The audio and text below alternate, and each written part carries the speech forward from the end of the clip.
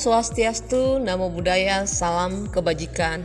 Jumpa lagi dengan saya Jolenta Haloho, SMP Negeri 1 Parbuluan, pada rangkuman materi PPKN kelas 7, bab 2 semester ganjil, yaitu tentang norma dan Undang-Undang Dasar Negara Republik Indonesia tahun 1945. Norma adalah aturan atau ketentuan yang mengikat warga kelompok dalam masyarakat. Norma bersifat mengikat, maka barang siapa yang melanggar akan dikenakan sanksi. Di kehidupan masyarakat, norma bisa berupa aturan yang tertulis maupun tidak tertulis. Setiap daerah memiliki aturan masing-masing dengan sanksi yang berbeda-beda pula. Nah, kita sekarang ke nilai penting norma. Menurut ahli ilmu sosial Surjono Sukanto, bahwa tujuan pembuatan norma adalah agar hubungan di dalam suatu masyarakat dapat berjalan seperti yang diharapkan. Ada beberapa nilai penting norma, yaitu yang pertama, menciptakan ketertiban dan keamanan bersama. Yang kedua, mencegah benturan kepentingan antar warga. Yang ketiga, membentuk akhlak atau karakter manusia. Yang keempat, menjadi petunjuk bagi setiap individu dalam menjalani kehidupan di masyarakat. Dan yang terakhir, mewujudkan keadilan dalam kehidupan bermasyarakat, berbangsa, dan bernegara. Banyak ahli menyebutkan bahwa nilai penting utama norma adalah keadilan di dalam masyarakat. Dengan adanya pengaturan norma, maka setiap orang akan mendapatkan manfaat yang sama atas peraturan tersebut. Hal ini sejalan dengan sila kelima Pancasila, yaitu keadilan sosial bagi seluruh rakyat Indonesia. Nah, jenis-jenis norma. Secara umum, norma dikelompokkan menjadi 4 jenis, yaitu norma agama, norma susila, norma sosial, dan norma hukum. Norma agama adalah kaidah atau aturan yang bersumber pada hukum agama atau kitab suci yang berasal dari Tuhan yang Maha Esa. Nah, sedangkan norma susila adalah norma yang berasal dari hati nurani manusia. Norma sosial atau norma kesopanan bersumber dari tata krama atau kebiasaan masyarakat. Sedangkan norma hukum merupakan aturan yang mengatur tingkah laku manusia dalam kehidupan bernegara. Norma hukum ini dibuat oleh aparat pemerintah. Contoh penerapan norma. Contoh penerapan norma agama: menjalankan ibadah sesuai dengan agama dan keyakinan masing-masing.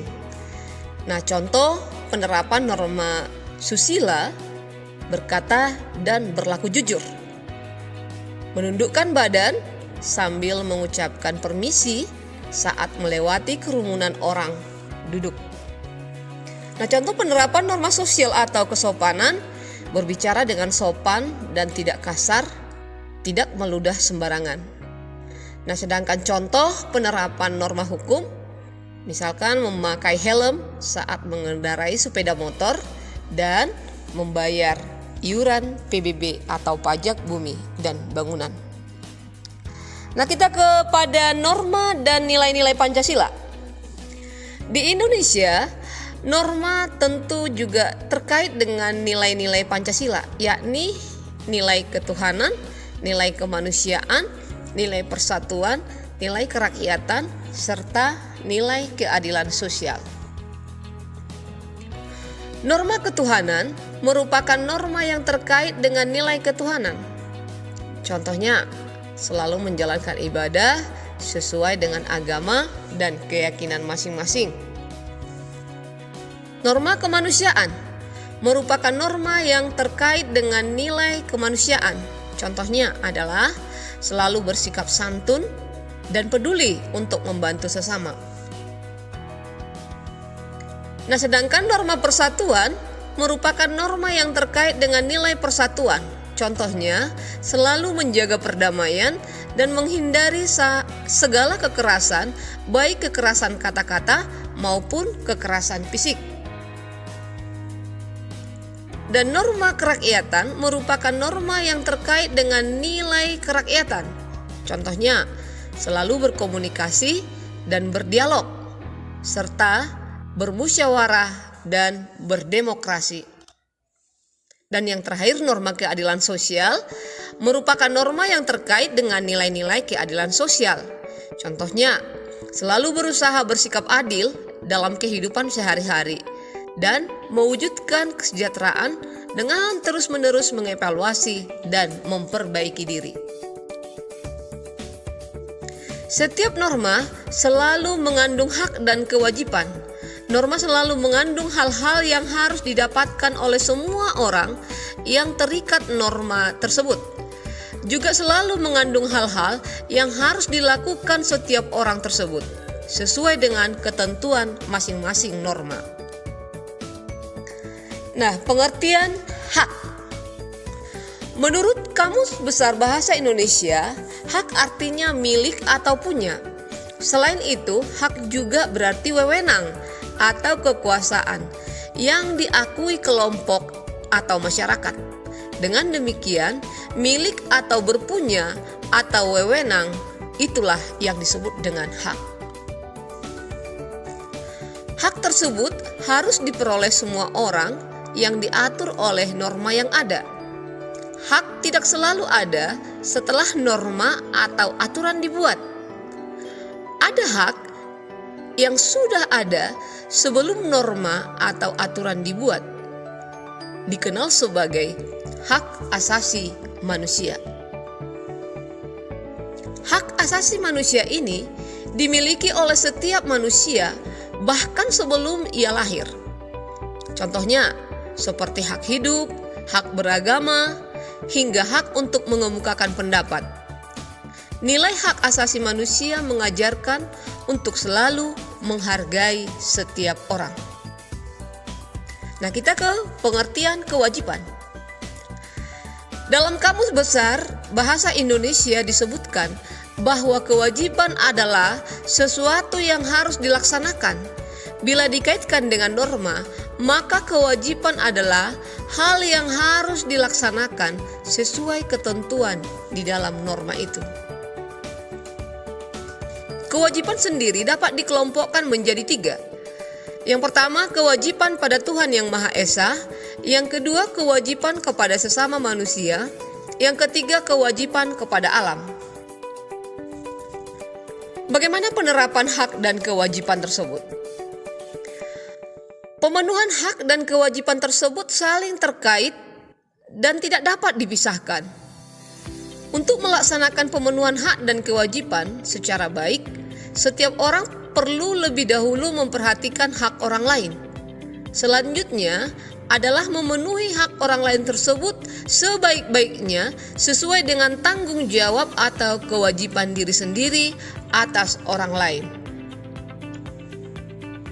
Dengan memenuhi hak orang lain sebaik-baiknya, maka kewajiban diri sendiri otomatis sudah tertunaikan.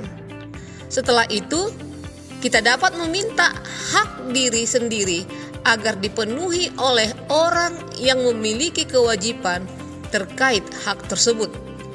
Kerjakan dulu kewajiban kita, baru dapat menuntut hak.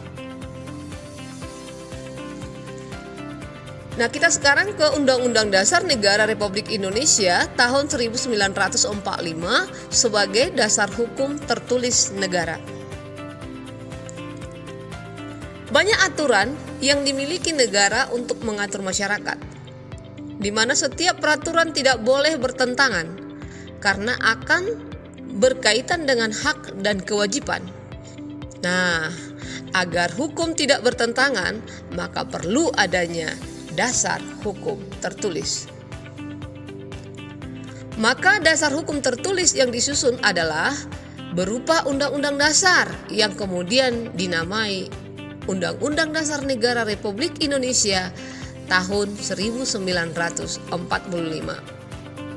Undang-Undang Dasar Negara Republik Indonesia tahun 1945 inilah dasar hukum tertulis di Indonesia dan menjadi dasar hukum dari semua hukum yang ada di Indonesia. Nah, kita ke perumusan Undang-Undang Dasar Negara Republik Indonesia tahun 1945. Pada sidang pertama BPUPK kala itu berhasil melahirkan Pancasila sebagai dasar negara pada tanggal 1 Juni 1945. BPUPK lalu menugasi Panitia 9 untuk menyusun sila-sila Pancasila. Tugas itu selesai pada tanggal 22 Juni 1945 dengan lahirnya Piagam Jakarta. Pancasila siap dijadikan pondasi untuk merumuskan dasar hukum tertulis. Lalu, Pancasila pun dimasukkan menjadi inti mukadimah atau pembukaan hukum dasar yang tertulis. Dalam sidang kedua BPUPK tanggal 10 sampai 17 Juli 1945, semua setuju pembukaan Undang-Undang Dasar itu. Maka BPUPK pun membentuk Panitia Dasar Hukum Tertulis untuk menyusun isi Undang-Undang Dasar. Bagian isi Undang-Undang Dasar itu disebut batang tubuh. Panitia Dasar Hukum Tertulis tersebut beranggotakan 19 orang yang diketuai oleh Insinyur Soekarno. Panitia Dasar Hukum Tertulis pun bermusyawarah pada tanggal 11 Juni 1945. Menghasilkan 3 hal, yaitu yang pertama membentuk panitia perancang Undang-Undang Dasar. Yang kedua, membentuk negara kesatuan atau unitaris. Yang ketiga, kepala negara berada di tangan satu orang, yaitu presiden. BPUPK lalu bersidang menetapkan 3 hal. Yang pertama, pernyataan tentang Indonesia Merdeka. Yang kedua, pembukaan dasar hukum tertulis. Yang ketiga, batang tubuh dasar hukum tertulis yang kemudian dinamakan sebagai Undang-Undang Dasar. Proses pengesahan Undang-Undang Dasar Negara Republik Indonesia tahun 1945. Pada tanggal 16 Agustus 1945, PPKI atau Panitia Persiapan Kemerdekaan Indonesia melakukan sidang yang pertama. Tanggal 18 Agustus, PPKI melanjutkan sidangnya dan menghasilkan 3 hal. Yang pertama, menetapkan Soekarno dan Muhammad Hatta sebagai Presiden dan Wakil Presiden Republik Indonesia. Yang kedua, membentuk Komite Nasional Indonesia Pusat atau KNIP untuk menyusun kelengkapan pemerintahan. Dan yang ketiga, mengesahkan pembukaan Undang-Undang Dasar. Sistematika Undang-Undang Dasar Negara Republik Indonesia tahun 1945. Sistematika Undang-Undang Dasar Negara Republik Indonesia tahun 1945 setelah dirumuskan mencakup 3 hal. Yang pertama, bagian pembukaan. Yang kedua, bagian batang tubuh. Dan yang ketiga, bagian penjelasan. Setelah dilakukan perubahan atau amandemen, sekarang sistematikanya hanya menjadi pembukaan dan pasal-pasal. Pembukaan Undang-Undang Dasar Negara Republik Indonesia tahun 1945 memuat prinsip-prinsip pokok kenegaraan yang terdiri dari 4 alinea. Isinya mengenai bentuk negara, tujuan negara, serta rumusan dasar negara Pancasila. Batang tubuh Undang-Undang Dasar Negara Republik Indonesia tahun 1945 terdiri dari 16 bab, 37 pasal, 4 pasal aturan peralihan, dan 2 ayat aturan tambahan. Amandemen Undang-Undang Dasar Negara Republik Indonesia tahun 1945. Perubahan Undang-Undang Dasar juga disebut sebagai amandemen. Perubahan tersebut dilakukan dari tahun 1999 hingga tahun 2002. Beberapa pasal dari Undang-Undang Dasar itu pun diubah secara bertahap melalui sidang-sidang MPR. Amandemen Undang-Undang Dasar Negara Republik Indonesia tahun 1945 dilakukan 4 kali, yaitu yang pertama, perubahan pertama dilakukan melalui sidang MPR pada tanggal 14 sampai 19 Oktober 1999.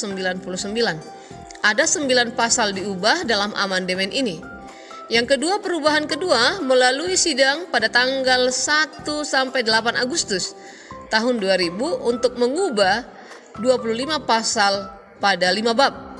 Dan perubahan ketiga dilakukan melalui sidang MPR pada tanggal 1 sampai 9 November 2001 untuk mengubah 22 pasal, dan perubahan yang keempat melalui sidang MPR pada tanggal 1 sampai 10 Agustus 2002 dengan mengubah 19 pasal.